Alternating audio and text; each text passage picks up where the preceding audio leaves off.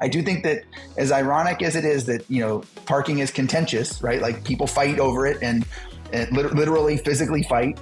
But when it comes to people who recognize the impact of these policies on their issue areas, I was on a stage with Chuck Marohn and Ilhan Omar, it bridges a divide. And I think that it is a common ground, especially in these times where maybe people can kind of work together. Hey everyone, welcome to the Active Towns channel. My name is John Zimmerman, and that is Tony Jordan with the Parking Reform Network. We're going to be covering what PRN is all about and why parking reform is so crucial to creating a walkable, bikeable, livable, and affordable housing communities. And we'll also be paying tribute to Professor Donald Shoup, who we've just recently lost. So let's get right to it with Tony.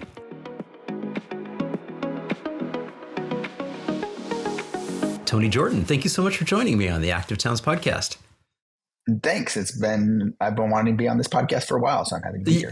Yeah, it's kind of almost a running joke every time we run into each other and we're like, oh, dang, yeah, we got to get you on for sure.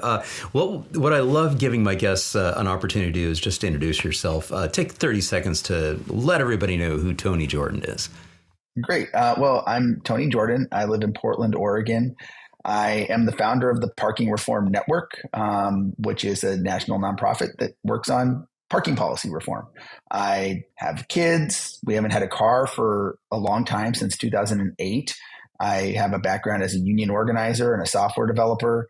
I grew up in Los Angeles and went to UC Santa Cruz, and I now spend most of my time talking to people about parking, just like this. Fantastic. Nice. What part of LA are you from? I'm from San Pedro. Actually, on the last podcast with the first one of this season with Professor Shoup, he mistakenly said I was from Wilmington, which is between Long Beach, where he's from, and San Pedro. I'm just glad he didn't say I was from Palos Verdes. Wilmington. Oh yeah. I'm okay. Oh gosh. Yes. Oh yeah. Yeah. Okay. So San Pedro, what was it like growing up there? Isolated. I love San Pedro. I will defend it. It's a cool place. It's, I think, one of the last kind of blue collar towns on the coast of California until you get to Arcata. Right. I liked growing up there. I like visiting, but it is, there was end of the 110 freeway is just a couple blocks from my house, and right. Going anywhere outside of San Pedro was very difficult. And I didn't drive when I was a teenager. My parents weren't really able to, take us to a bunch of places. And so, I had access to the beach, and that was fantastic. And I did a bunch of fun stuff, but like the cultural amenities of Los Angeles, the museums, the sports teams, that was a lot harder to get to. And that's part of why I moved. I went to Santa Cruz for college and then moved up to Portland. And part of that was, the subconsciously, at least, like the smaller, not as far away kind of vibe, less driving. Yeah. Well, it didn't take us long before we mentioned Professor Shoup, the Shoup dog. We knew that was going to happen. And in fact, just this past week, we did lose Don. And so we all are deeply saddened by his passing. I understand it was a relatively quick, illness and relatively recent as well. Is that correct? Yeah. It was a couple weeks ago. He was stricken about 3 weeks ago, and it went pretty fast from there. And I know that he was able to visit with some folks, his colleagues and friends in Los Angeles. And then he went back home for hospice for a few days and was with his wife, Pat, and a niece. And he was able to look out his windows and, see his garden. And now, he's at rest. Yeah, he's at rest. And it's and as you mentioned, I did have another episode with him quite recently. it basically posted on January 10th, kicking off this new season on the podcast. And so that's my most recent photo with him. Unfortunately, I wasn't able to be with him in the same room, but it was nice being side by side and our split screen little there. And that was actually recorded in December, so it wasn't in January. But he and I were actually communicating back and forth during the fires because I was worried about him. And I was like, "Are you okay?" And he was like, "Yeah, the fires are close, but right now, we're fine." So. Yeah, I mean, one can't. I mean, it's obviously, I'm guessing they had bad air and smoke, and and a lot of luminaries in Los Angeles have passed recently, and you might wonder, I mean, it's just the sign of our times. But no, this was a great podcast. I've loved seeing the more recent videos with him. Yeah, and I was just thinking, looking at this, how one of the few bright spots about the pandemic was we all got used to this kind of virtual recording, and it's hard to believe in 2019 that would have been possible, right? No one had the equipment. We all learned how to do it. So there's a lot more of this kinds of interviews that are out there now. It's great. Yeah. No, you're absolutely right. Because the first time I had him on, it was just audio only, but it was really special to be able to share the visuals and really walk through that. And as you mentioned, I'm glad you fact checked him. It's like, hey, I'm not from Wilmington. I was listening to it. I was like, Pat said I'm from Wilmington. He knows. Not Pat. Don said I'm from Wilmington. I mean, it's kind of funny. I mean, I live, in the part of San Pedro that is a little bit closer to Wilmington, so that's fine. But it's been a little joke around. It's been a joke around here since that aired. I was, but I'm just happy he knew who I was and mentions me on podcasts, and it's but I did think it was interesting because he, him being born in Long Beach, and it is right across the bridge, like from the same area. And yeah, maybe there's something in the water. I don't know. I'm going to pop back over to your website. Yeah, because he did share a little bit of that story of how you sort of, started following up with him and, started, visiting with him on an annualized basis when you would come back down and visit family. But I won't say anything more. I'll let you kind of fill in the gaps. And we're still looking at the Parking Reform Network website here. So how did you get fascinated by this topic?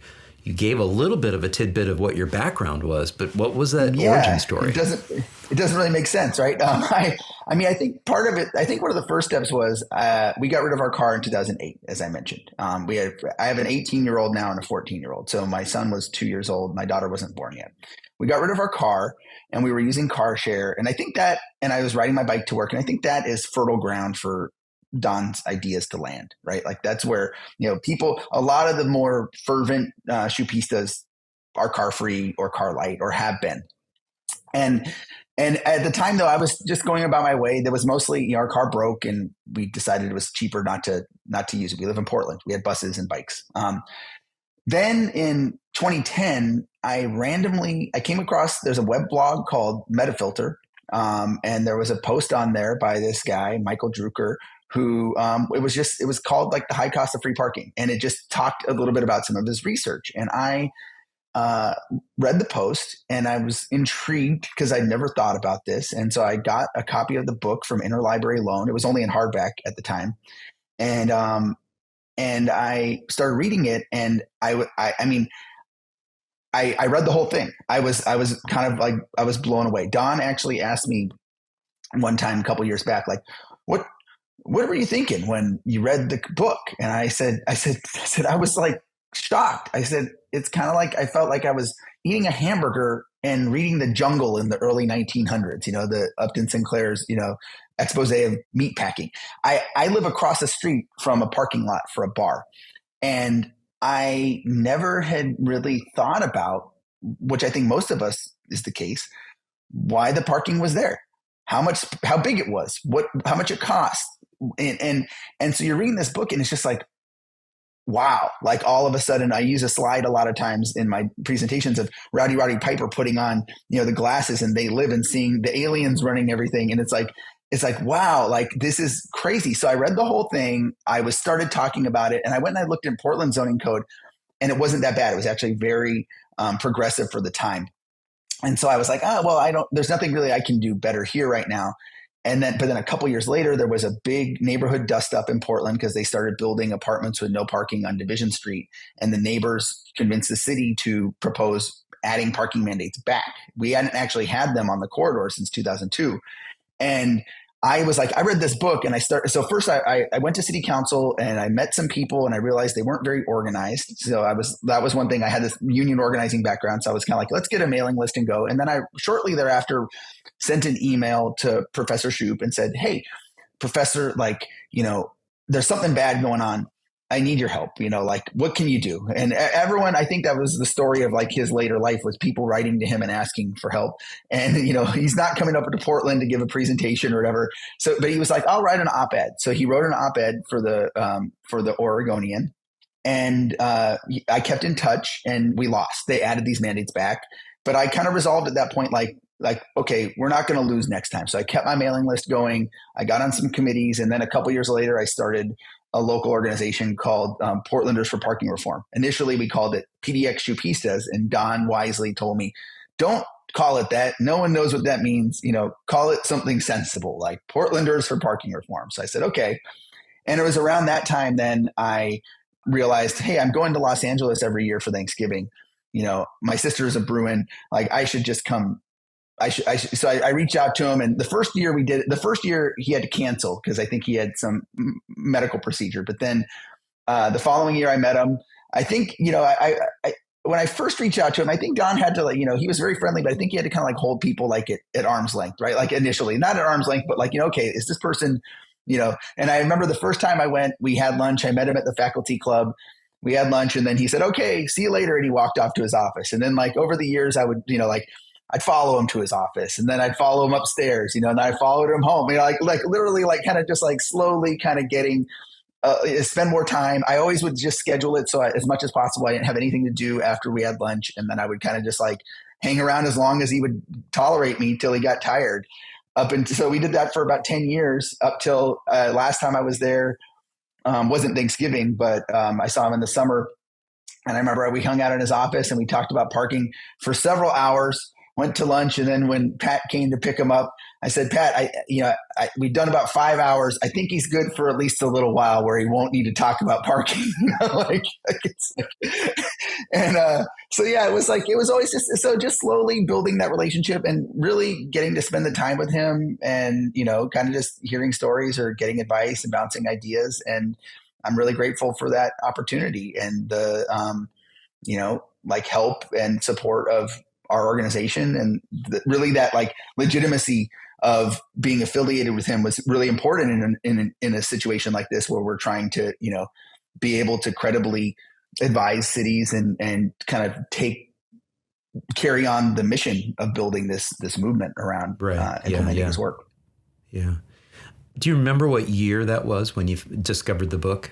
2010. It was like August 2010. Yeah, so summer 2010. It's 5 years after it came out, but so it was a little late on the game. But and I really wish I had learned about this sooner. I wish I could have hung out with him when he was younger. I mean, he was a active older fellow, but we didn't get to party at all. And I've read some stories. There's a lot of stories going around now in memorials, and I think it would have been fun to hang out with him and Pat when they were younger.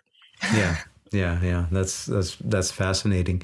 And so you read the book. You started these annual visits.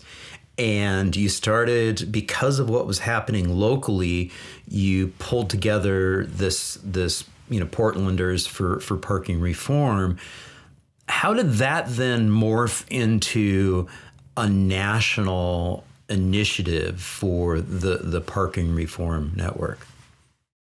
Yeah, great question. So, as I mentioned, when I first locally started going to Planning Commission to talk about parking, I met a few of the regulars, right? There was a little bit of a zoning scene. There's this person, Doug Klotz, who is he's really an amazing fellow. Portland has a great advocacy scene for transportation and land use. And Doug is like the godfather of that scene. Like, if you went the first time I went to planning commission, he was like, here's what you do. He would point out who's for what we're talking about, who's against it, and kind of give some talking points. So, but there was no like mailing list to turn people out to testimony. So I did that. And partly I reached out to I went to the Shoupista Facebook group that existed, and I kind of would ask questions, and it wasn't like I wasn't getting what I wanted out of that. Like, there was one, it was geographically very large. And then also like, wasn't really organizing focused. It was more planning and like people sharing, people, it was a lot of his former students and things. And so after a couple years, I had, got involved in the YIMBY movement, in our Portland, Neighbors Welcome group organization in Portland for Everyone, as we were passing our zoning reforms, which are complementary to this. They included repeal of residential parking mandates. And then around that time, I had started talking with a person, another colleague here, Michael Anderson, who works for Sightline Institute. And we were talking about is there a way to do like a national, like a green lane project, which he had worked on, which is a bike lane project for parking. People for Bikes. That was the old People for Bikes program. Yeah. Yeah. And we pitched that around to a couple organizations, and the consensus was, it's hard to find funding for parking reform, and no one was interested in it. So another year or so went by, and I really I was feeling like, okay, when I did this, I felt pretty isolated. Not isolated. I mean, there was a community, but there wasn't there was no organization that Strong Towns had some of this. Although even at this point, they were a lot smaller. I think Strong Towns was a smaller organization, but it wasn't like there was no central place, like no movement and especially that was focused on everything, right? That was focused on the housing part of it and the transportation part of it and the, even the parking benefit district. So the holistic view.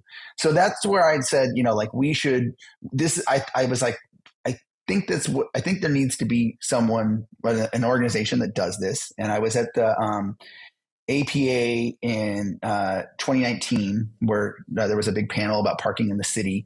And there were a couple folks I knew from Chicago, Lindsay, Bayley, and Jane Wilberding. And I met this guy, Mike Kwan, who was a recent graduate with a urban planning degree. And we were all talking, and I told them kind of, I was interested in starting up this organization. And so we formed a small board, and I had a lawyer friend here, and we kind of just got it going, and just went for it. Cause I just felt like no one, it was really okay, if it's going to happen, it's going to happen. I was able to do this. I had a relative that passed away the year before, and I, had the ability to kind of quit my job for a while and do that. And I mean, I know that's very, not everyone gets the opportunity to do that. And, it's well, I figured, hey, if now's the time, if it's going to happen. And so it's been a ride. Yeah. Well, and speaking of a ride, I mean, you could have taken that money and just bought a really, really nice car. I was asked recently,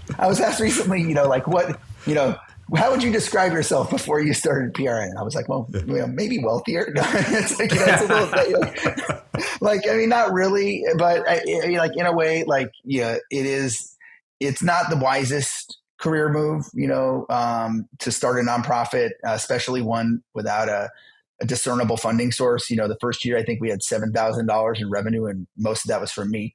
Me too. But now we have staff. I get paid something, and we just hired an admin, and we have Dan Herriges as a policy director, and so we're starting to get grants. And so it's really every year it's grown, and I think that we've kind of shown that this is a legitimate policy area, and I think that's what. For organizing efforts and this kind of thing. And I think that's what we needed to do. Yeah. And if I got the timeline right, so essentially it was 2019 and then beyond. So it is relatively new. We're talking about, we launched right before the pandemic. Right before the pandemic. Great timing. Yeah. Yeah. And in some ways it kind of was great timing because a lot of people had a lot of extra time to really nerd out about stuff. And I know that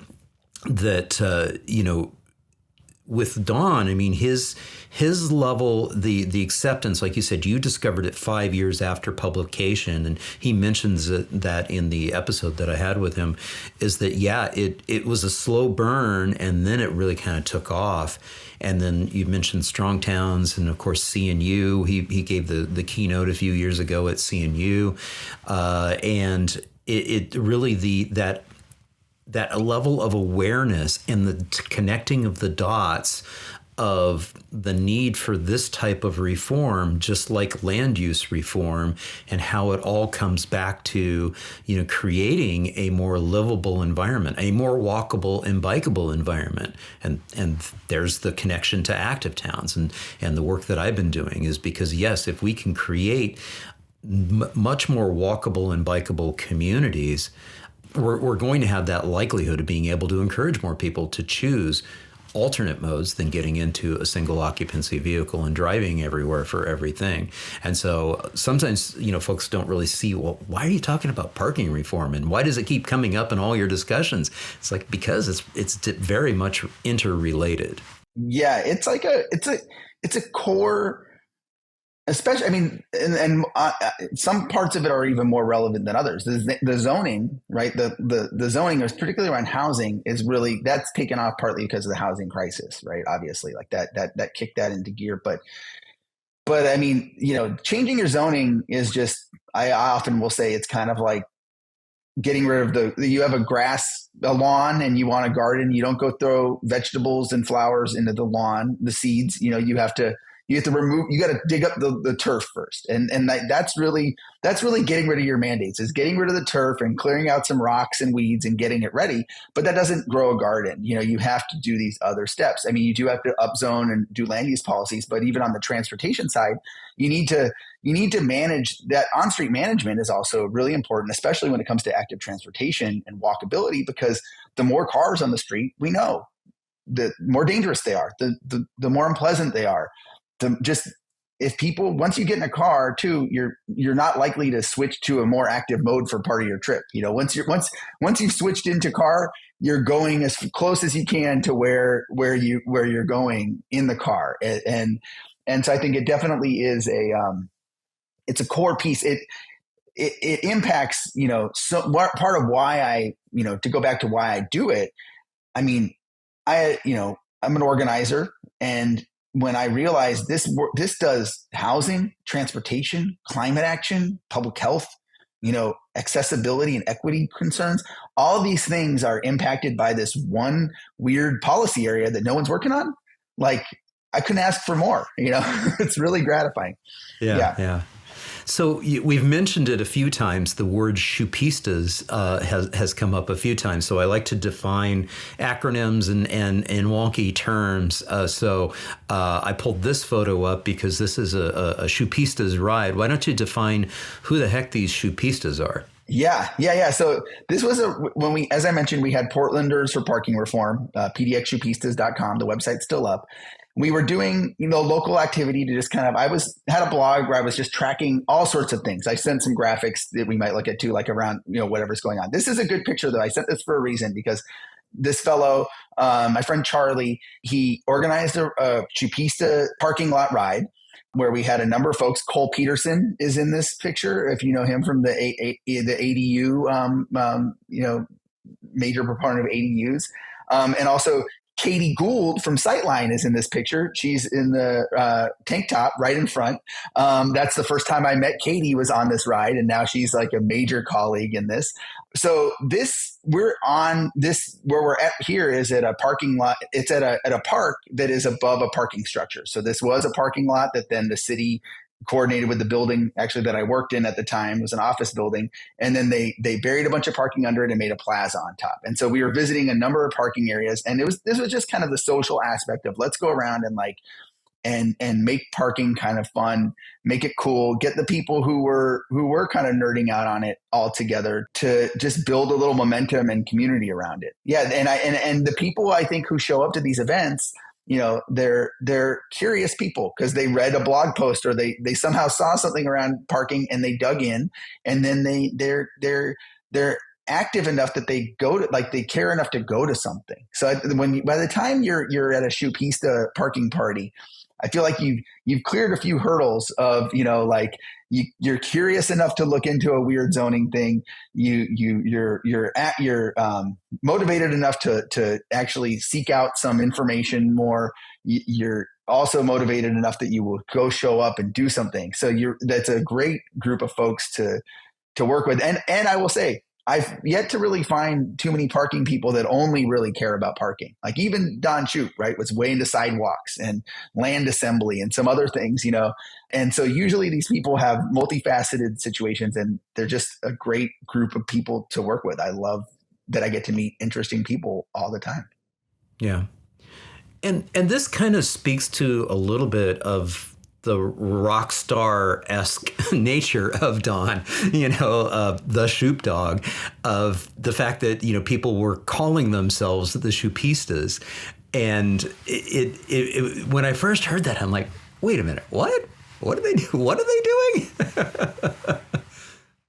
Yeah. I mean, it is a thing. It's like, I'll say part of, it's important that we did move to a movement that is not so much a fan club, right? Like, I mean, like that was part of professionalizing the movement a little bit and making it like about, the actual policy was important, but they're definitely I think I was thinking about this yesterday, actually. I mean, obviously we've been thinking about Don a lot, that part of my motivation, is, like, I think he had a way where he was so kind. You wanted to make him proud. Right. So I think a lot of people, they learned from him. They were appreciative of that. And they wanted to go on and show him stuff. Hey, Don, look what's happening in my city. Look what we did. Professor Shoup, we did this, and I think that that's part of what made it, work as a community, is like, like people, you wanted to make him proud or seek his approval because, he changed the trajectory of your life or really changed the way you think about something. And I don't know what quality it is. Maybe it might be just that, as he mentioned, he was like a late bloomer and he was an older man, and it's kind of like, it's kind of like, father, mentor, grandfather kind of figure. And you just want to, like, I think we're motivated by, will he write back and say, good job? Like, I think there's an aspect of that. Yeah, for sure. And what was interesting too, when he and I were talking recently for that episode, is that there was also this sense too, you mentioned it right there, kind of the late bloomer, and he had mentioned that, it kind of built up and then really took off. I get the sense too that, and I mentioned it in sort of my little tribute to him, is that he had such a great sense of humor. And it makes that massive book, and we kind of glazed right over the fact that it's like some 700 plus page book, and you had it in hardback, and so that hardcover, so that would have been like a major doorstop for sure.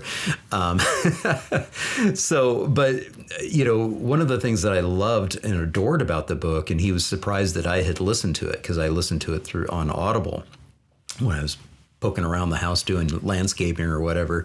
And it was just such a joy to listen to. And you wouldn't think that about that type of book. And so I think that was part of, and I've, as I mentioned, I've seen him deliver keynote presentations in person, and he just had a wry sense of humor, and he would like kind of do it. And part of what made that funny and entertaining and interesting is the ridiculousness of the way that we implemented parking requirements.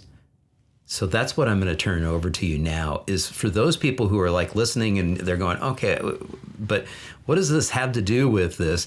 It all dates back or points back to the fact that through whatever reason, whatever the original person was, and I don't know if you know this, who the original city was that said, okay, what we need to do is create parking minimum requirements.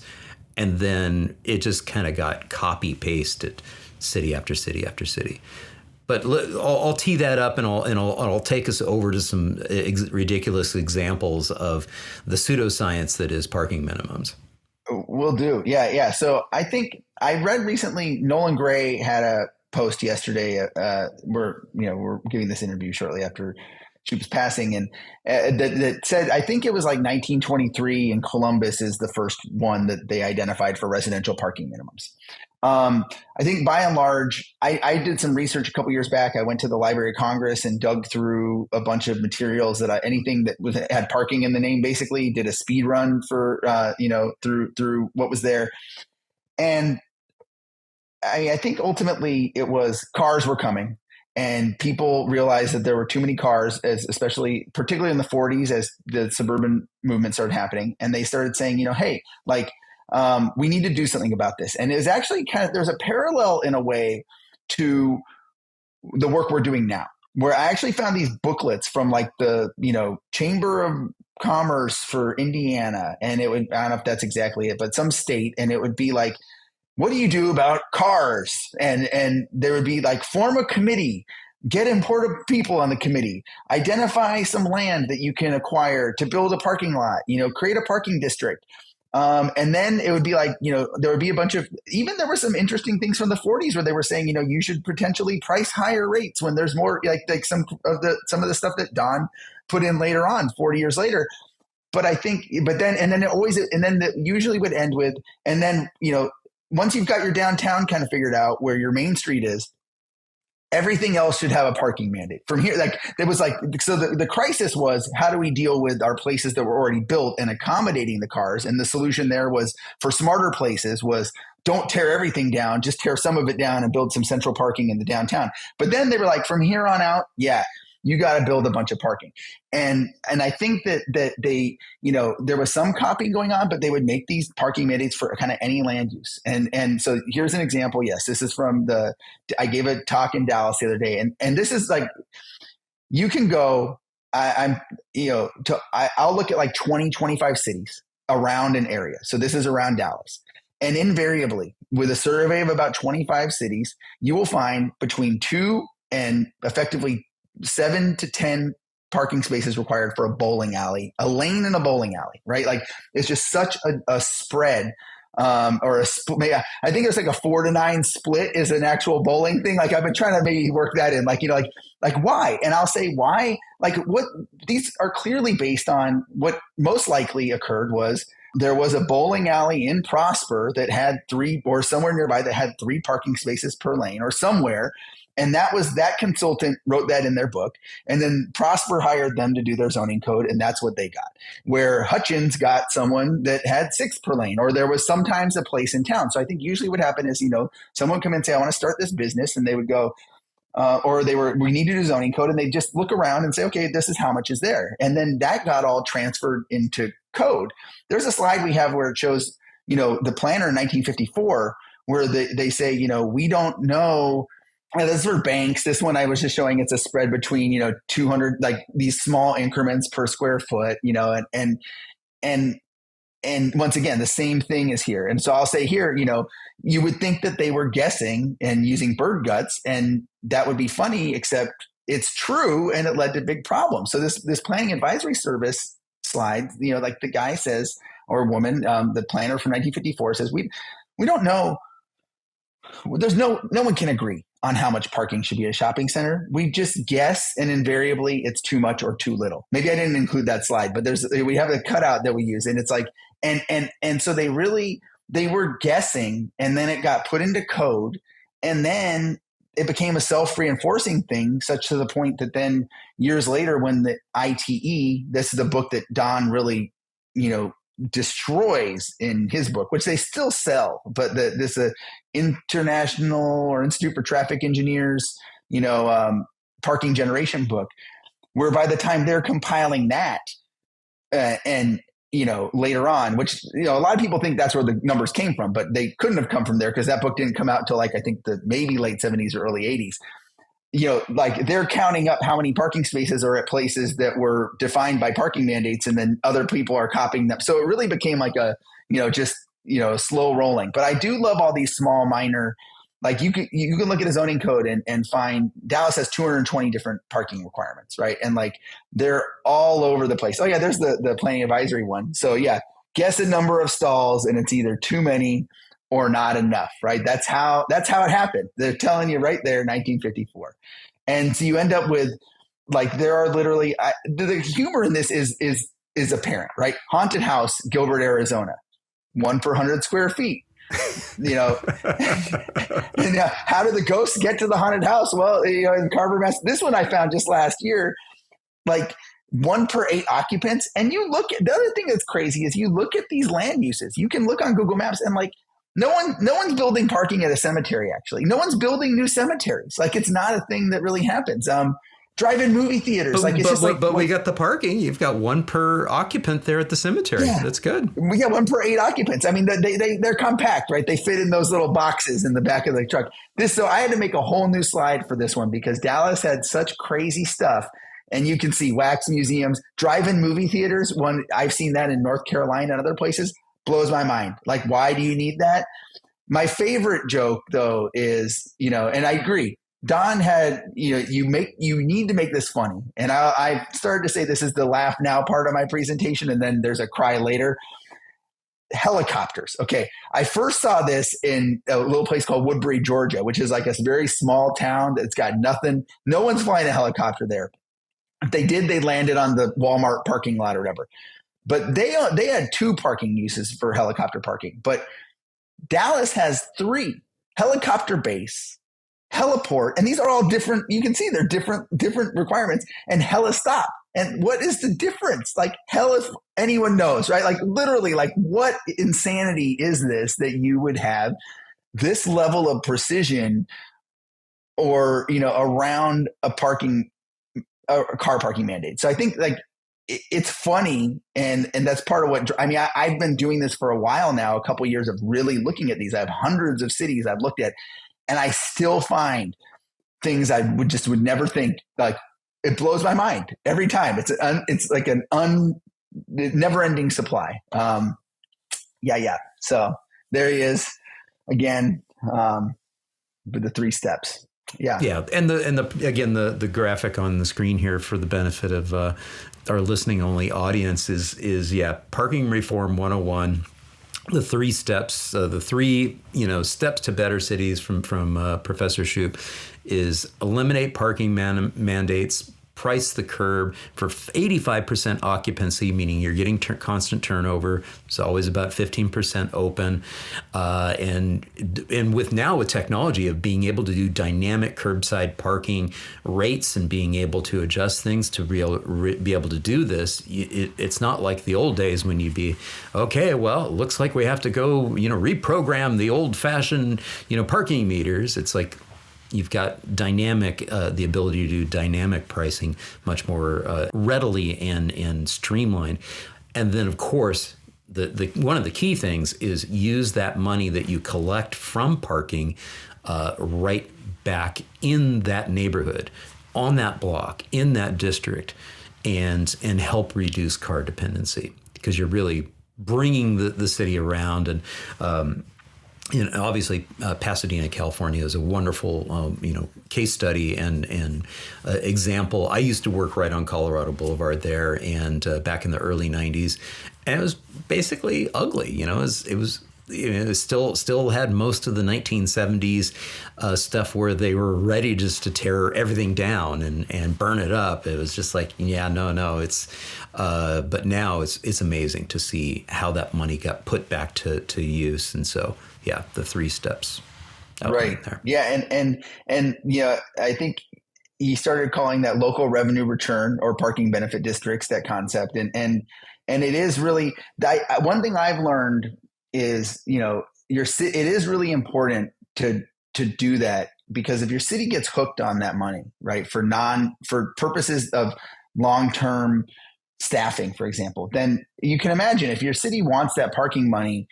Like, then how does that conflict with a goal to reduce VMT, right? Or drive vehicle miles traveled, or to reduce drive alone trips. And so I think like that's why I put in there, if you're spending that money to increase mobility from other modes, then when you run out of it because people aren't parking anymore, well then, hey, the problem is solved. You've completed your mission, and you don't need the money anymore because it's done its job. Yeah. So we've talked about what we need to reform. We need to get rid of or significantly changed these mandates, especially the parking minimum mandates that we just talked about being pseudoscience and just sort of made up. And that's exactly what cities are doing now, is they are going through and starting to relook at this. And that's part of what you all are doing as an organization, is you're keeping track of this stuff. And so you've got, your map of the parking reform network map here of cities that are getting rid of parking, which is pretty cool. And getting rid of, we started this. This was a project that Strong Towns kind of had started years ago, where they had a Google form where people could submit these things. And one of my frustrations was I would look at that map and wonder where who had validated it. There would be weird things in there. It wasn't complete. And so we early on as an organization, Patrick Sigmund, one of our advisory board members, suggested we take this on. And we've been doing this now for a number of years. We actually, we've done some technical improvements on this map, thanks to Pew Charitable Trust giving us a grant. And we've really started to hone in on, these cities that are doing the big reform, getting rid of your parking mandates everywhere. And there's at least 82 in the United States. It's not comprehensive around the world. There's places that may not have ever had parking mandates. Who knows? But yeah, having this way to track it. I've been saying lately, Parking Reform Network, we want to instigate people to do reforms, and we do that by educating them and sharing information about how stupid the mandates are and how damaging they are. Then we support the local organizations and advocates. We don't go in and try and run a campaign anywhere locally. We want to support them though with information like this map or our parking benefit district guidebook or other things. And then we want to promote the successes and even the failures, but we want to promote the people doing the work. And this is a big way to chart the movement and the progress. And in fact, this doesn't even tell the whole story, because there are thousands and thousands of cities, hundreds that have done more modern, TOD type reforms or affordability ones.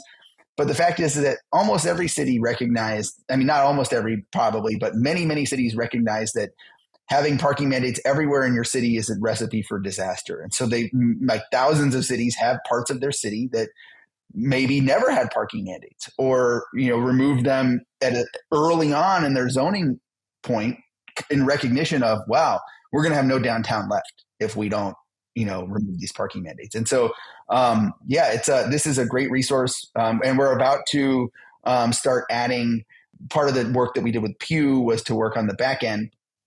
And we're going to start tracking parking benefit districts and on-street reforms, right? Those other reforms, those other parts of it. Yeah, we can promote those and see where they are and and also just show that this should all be together. Where and then maybe at some point we'll have the new map will be 100 cities have gotten rid of their mandates, implemented performance pricing, and have parking benefit districts, right? And then we'll really know the movement is going. This really is just step one. There's a lot of work to keep doing. Yeah, so this is just looking at the mandate for parking minimums. Of course, I zoomed in on Austin, which is where I'm located here, and delighted that our city council has passed that and got that in place.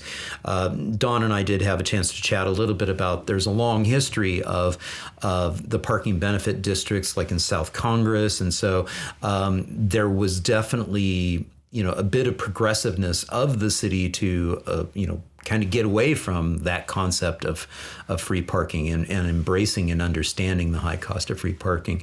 But it's super cool. And then again, you were just up in Dallas, and so you were diving into that. And yeah, wonderful to hear that they're at least curious enough. Somebody up there is curious enough to want to consider it. It's been going on for years. They had Donald went there years back for a talk. I was there a couple years ago. I think that it looks like they have a vote, I think today, on their planning commission. And I suspect they're not going to propose a full repeal as much as we told them to, but they're going to, I often will say, it's kind of like cigarettes. If you're smoking packs a day and then you tell your doctor, I'm going to cut back to 1 pack. Okay, that's good. You should go all the way, but I support it. Dallas right now is smoking 10 packs a day. And I think they're going to cut back significantly to just a couple cigarettes, or maybe, and so I think it's cool to see the progress, and we're going to, there's statewide bills too that are really, that's where some real action is across the country. I think this year we're likely to see, probably up maybe as many as 10 significant statewide parking reform bills. I don't know what will pass. You never do. But just the fact that these are getting introduced at a higher rate, and they're coming from river keepers talking about water quality. They're coming from, commercial angle for business development. They're coming from YIMBYs. They're coming from a lot of different viewpoints. And I think that's really a healthy thing about this movement is it does have the ability to attract a coalition of diverse interests to do the work. And what I love about this too is that it doesn't just have to get, pigeonholed into a culture war type of issue. When I look at this, I'm from a nonpartisan perspective, it actually makes so much sense, especially from if you're in a state where there's high property rights, et cetera. Well, why would you want the government saying, well, you have to build this number of parking spaces, for your business. It's or even your home, and all these parking requirements. I mean, this is something that would resonate across the political spectrum. And this particular page that we have here on your website is your getting started. So walk us through. So somebody's tuned into this, they're watching this or listening to this, and they're very curious. How do they get involved? How do they get started? Yeah, I mean, I think nowadays I would say, make sure you know what you're talking about a little bit, learn the issue. I mean, I think one key thing you mentioned across, this should be a nonpartisan issue really. First, what are we talking about? We're talking about initially, we're not talking about forcing anyone to change how they live, right? I like to say the built environment is, if you like to drive, you're lucky because that's what 99% of the world is built for right now in this country. And you can keep doing that, rest assured, for a long time. We're really talking about just removing these mandates initially and letting people who have different preferences or needs be accommodated, right? Can someone build a home for someone who doesn't want a car? I mean, you should be able to. That's a risk. That's a decision between the person with the money putting up the risk or the land, and let them do this. And then, so I think that's one thing is just make sure we know what we're talking about. And then I would say, there's so many groups. This page, I would say if you're local, you should find your local conversation, or you should look up your local YIMBY group or your transportation group, whatever the interest is. I mean, that's the key is what do you care about? If you care about the environment, then you would want to go, maybe meet up with your environmental group and talk to them. Hey, do you know water quality, heat islands? If public health is your issue, heat islands is a thing, or access, walking across, access for people with disabilities or people on transit. So I think the key is almost whatever you're interested. If you're interested in livability and quality of life issues for people in cities, and not even in cities, any town or whatever, this is an issue that actually does impact what you're working on. And so I would say you want to learn a little bit more about it, get on our mailing list, reach out to your local groups, and start just unwinding that, get hooked, put those glasses on and see that the parking spaces around you are money wasting things. The parking lots around you used to have, generally, especially if you're inside a city, used to have something better there, right? Used to have a building, and then imagine what's going to be in the parking lots and the parking spaces in the future if we can actually change, just provide better options, not force anyone to do anything. But we know that most people actually like those quaint, walkable, or even lively, quaint, whatever it is, like those places where you don't have to be driving from space to space. That shouldn't be a political thing, right? People enjoy that. That's Disneyland. What's more American than Main Street Disneyland, or the Main Street in a rural town? And I do think if you provide those options, not everyone has to live there. There's still plenty of suburbia for people to live in, and it's still getting built. But is it possible that maybe even in the suburbs, maybe there's a corner store that your kids can go to? Maybe you don't have to, drive to a salon to get your hair cut because there's someone down the street, like my grandmother in East Chicago, Indiana had a salon in her basement, right? Like, and that would be illegal in most of the country to have one or two hair drying things and a sink, and you cut hair to make, to supplementary income, like that's, I think we can easily get back to that. And I think actually people would appreciate that if given the opportunity to see that experimentation. And that's a good example that you just gave there of where land use code reform is matching up with parking reform codes. So, right. Yeah, exactly. So you are a nonprofit, and so you also are giving folks the opportunity to join the movement. And you do have a page here, Join the Parking Reform Network. Talk a little bit about what that means to join. Right. It's a little bit, I know it's confusing sometimes to people. Because we're a nonprofit. And so we run, we have one grant, but we also, most of our activities are funded by individual donors. And so the concept here is we have a sliding scale membership, and it's really just signaling support. We also have an option for people who are activists or students or don't have, if you're working on parking reform and you want to be in our community, I want you there, right? Like it's not about, but if you have the means, you donate and we'll send you a form to become a member. The main member benefits are, access to the community through the Slack.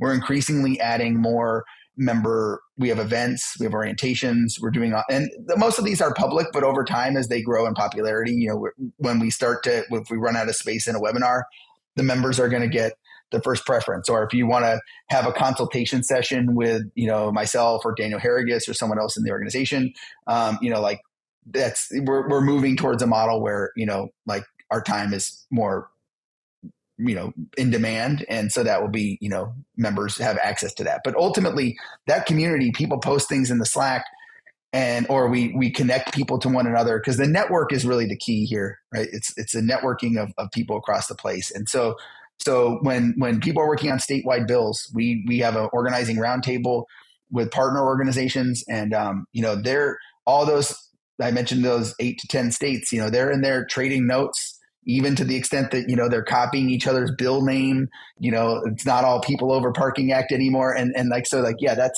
don't know. I'm not the best sell on the network membership, because it's just like, we're so open. We're so willing to share the information anyway. It's really like, it's more like if you're into parking reform, if you want to honor the legacy of Shoup, or if you want to see this movement go forward, it's a great way to show that support and get involved, and be tied in. So that's my pitch. Fantastic. And to close this out, I'm going to head over to your upcoming events that you have coming up here real soon. Who is the typical member, and who is the typical person who would come to an event or log into an event? Who would you say who are these Shoupistas? I have kind of a bit where it's academics, activists, practitioners, politicians. We have quite a number of elected officials, appointed officials. So I'll say policymakers, general randos, right? The people who get on this issue are, journalists. So depending on the webinar, and we try and have content that both appeals to, like the one you just showed on the screen. There's a webinar that's happening right now with Ann Chang from our board member, talking about a tool called Green Trip, right? So that's a more technical one. We'll have interviews with authors like Wesley Marshall or Sarah Bronin. We have webinars where students are sharing their thesis or their research. So kind of just trying to have a broad array. So, I like parking reform. Catie Gould and I, she's been saying, around, parking reform is for everyone. Like in the idea that it shouldn't just be in a big town or, like it's not big towns, small towns, it's rural areas. It's for everyone. And I think that also can apply to just people. Like, it can be anyone who cares about their city and how it works, from anything from fiscal, do you have money for infrastructure and services, to, is the government telling you what to do? There's a wide range of issues in there, and and hopefully we get them all in one of our events, and I also think it's a common ground too. I do think that, as ironic as it is that, parking is contentious, right? Like people fight over it and literally physically fight. But when it comes to people who recognize the impact of these policies on their issue areas, I was on a stage with Chuck Marohn and Ilhan Omar, it bridges a divide. And I think that it is a common ground, especially in these times where maybe people can kind of work together. Yeah. Very well said. And to close us out, I'll go to this wonderful image that you sent through, a great shot of you and Don, a wonderful tribute to his life. I know that, his legacy will live on, and the fact that the PRN is up and running, is thriving, is really, getting this message out in a formalized manner and making it really something that, people who understand this and start to see the connections to all these other areas of livability, household affordability, of creating vibrant business districts, all of these things, the connectivity, walkable and bikeable places. I mean, it's just so cool that this is all coming together. And this is, congratulations too. I mean, it's been, I'm sure you must be super, super grateful and gratified to see your baby, grow up to the point where you're now have this momentum going, and cities are adopting these things. And yeah, congratulations. Well, thanks. It's been a ride, and it's still going to keep going, and I think it is, I'm blessed to, be able to work with the people I do, and have been able to meet this guy at the right time and get something going. So thank you. Yeah. And I'm sure we'll see each other again soon. Oh, very soon. Most likely at another one of these conferences for sure. Exactly. Yeah. Well, yeah. Tony, thank you so very much. I got to get you back because you've got a webinar going on right now. So you're going to pop into that. And I really do appreciate you coming on the Active Towns podcast. Thank you so much. Thank you. Thank you very much. Hey, thank you all so much for tuning in. I hope you enjoyed this episode with Tony Jordan. If you did, please give it a thumbs up, leave a comment down below, and share it with a friend. And if you haven't done so already, I'd be honored to have you subscribe to the channel. Just click on the subscription button down below and ring that notifications bell. And once again, if you're enjoying this content here on the Active Towns channel, please consider supporting my efforts by becoming an Active Towns ambassador. Super easy to do. Again, just navigate over to activetowns.org, click on that support tab at the top of the page, and again, there's several different options for you to consider, including making a contribution to the nonprofit and becoming a Patreon supporter. Again, every little bit adds up and is very much appreciated. Thank you so much for tuning in, and until next time, this is John signing off by wishing you much activity, health, and happiness. Cheers. And a huge shout out to all my Active Towns ambassadors supporting the channel via YouTube Super Thanks, Buy Me a Coffee, Patreon, as well as making contributions to the nonprofit. I could not do this without you. Thank you all so very much.